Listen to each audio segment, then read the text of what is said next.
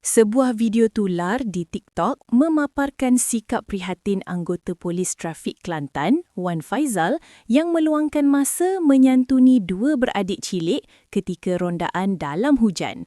Dua kanak-kanak itu setia menunggu di luar rumah untuk memberi tabik hormat, membuatkan beliau singgah menyapa.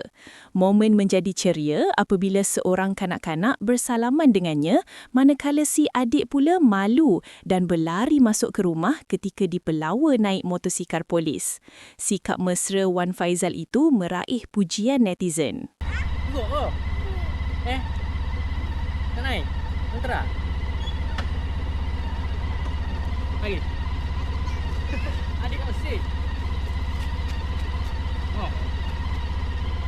Siapa ke dok? Siapa? Kau lah je berapa? Je satu. Buka ni je satu.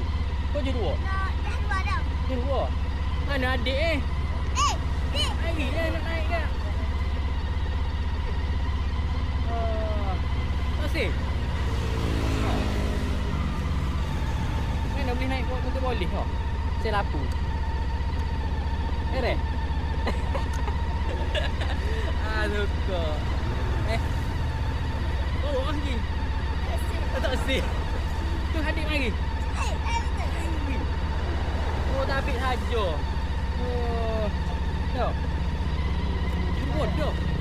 Waktu tadi kah?